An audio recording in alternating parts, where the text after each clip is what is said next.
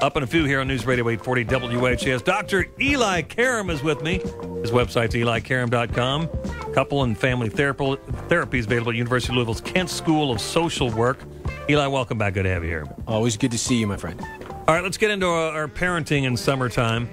And the problem with kids and the heat on a day like today, and they're all over their electronic devices. They're digital devices. Yeah, and we are right at 2 weeks from tomorrow is the start of JCPS. So school year, we are in the dog days and getting ready, thinking for this segment, that getting ready, a number one complaint parents have is that they can't get their kids off the technology, especially in the summer. So, we're doing that, though. We really got to think of ourselves first, because you got to practice what you preach, and you can't really tell your kids anything you're not willing to do. And I'm thinking about this segment, since I've seen you over the last couple of weeks, my iPhone went completely dead, so I was without it for like 24, 48 hours. Was it painful?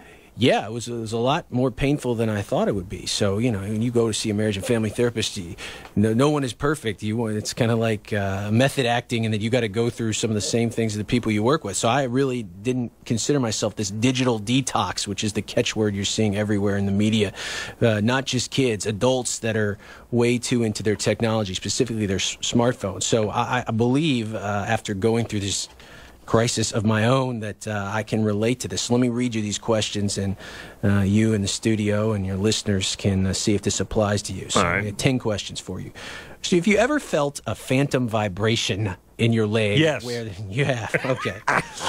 Have your loved ones complain that you spend too much time on your phone when you should be with them? Okay. I do not think so. I'm not a slave to this thing. Okay. Do you use your technology, specifically your smartphone, during times when you probably should be sleeping, or as a way to go to sleep? Sometimes I do that. If I cannot fall asleep, I'll just pick it up off the nightstand and start quiz up or something just to engage my brain, and then some people will do that. Some people say, well, I need to listen to a podcast or some music on my phone in order to go to sleep. Okay, another question. When you wake up in the morning, is the first thing you reach for, before you go to the bathroom, before you do anything else, the cell phone? No. Okay. You're getting a call right now. I am getting a call right now. I'm not going to take it. That would be You want me to answer it for you? No, we won't do that to them. When you look at your phone, do you do it during dinner, whether you're out at a restaurant or even at home with your family? Sometimes if my wife is also doing it, like she's having to check some work stuff, then I just have to busy myself for a minute, because occasionally her job takes her into all hours. Okay. And sometimes there's an immediacy factor, so she has to use her phone, and I understand that and respect that. Got it. And now, do you also use your phone in the bathroom? No. Okay, that's good. A lot of people will admit that they do.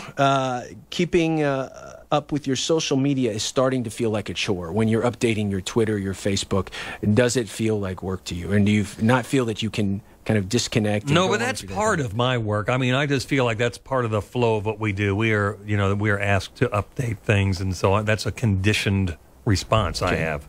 Have you ever deleted a post because it didn't get enough likes? No. Okay. Do you feel anxious when your battery is low? It depends on the situation. If I know my wife needs to contact me later and it's getting low, yeah, I always think I need to charge this because I don't want to miss the text. I try to be responsive. And the last question, if you get no new notifications on your phone, do you feel dejected? Everybody getting their news through their notifications. When you turn on your phone and there's nothing there to alert you to, is it a letdown?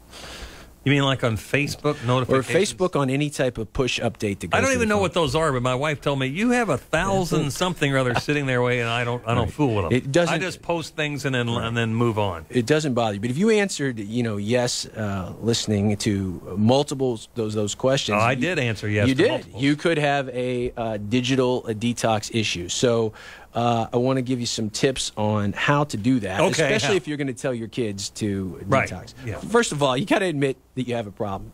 And the best way to test that is, can you go 24 hours to 72 hours is what they recommend, the digital detox experts, without your phone? I can do it on the weekend all the time. You can? I couldn't care less about what's going on. All right. So if you can do that, that's a pretty good sign. If you can't, it means you might have a problem.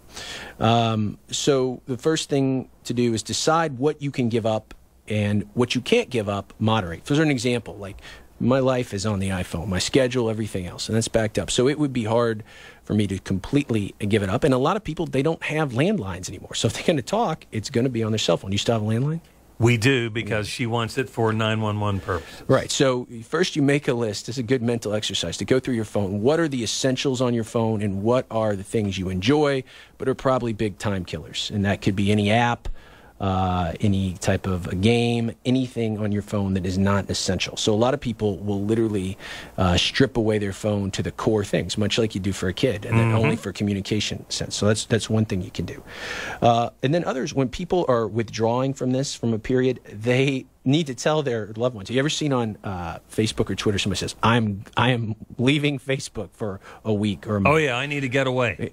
My heart is hurting from the Supreme Court ruling. And when I was like, whatever. I can't take the hate.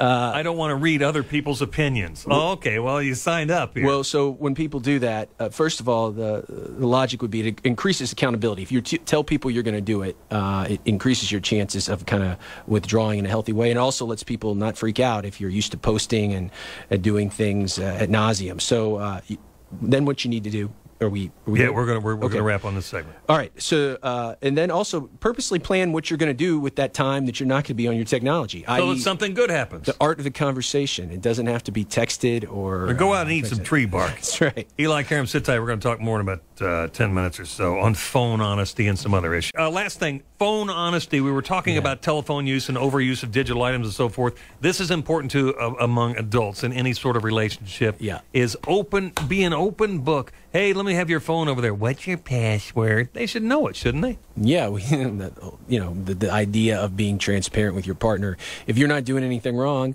you should let them see your phone. That includes your emails, who you've friend requested, who you haven't, your text, where you've been. What gets marriage and family therapists every week see couples that have gotten into really serious arguments or breaches in trust because of the cell phone. So again, if you're not doing anything wrong, you shouldn't have a problem with your partner going there. And sometimes we find it's helpful if your partner, versus accusing you, what are you doing on the phone? If they frame it in that they're just having a bad day or they need an assurance or it makes them feel better to see it, it sometimes opens a passage. But you should certainly know all of your partner's codes, passwords, and another thing that gets people in trouble. I've seen this a lot lately. Private browsing. Do you do private browsing? It gets people into trouble on the iPhone and iOS operating system. Private browsing that no one can see where you've gone, and that a lot of times couples, when they're reestablishing trust, don't do any private browsing. Don't delete any private or browsing history. Make it all transparent. The only rule, if you're going somewhere on the internet you don't want your partner to see. Yeah. Obviously, you're stepping out. The only rule between my wife and me, it's very simple. She knows all my passwords.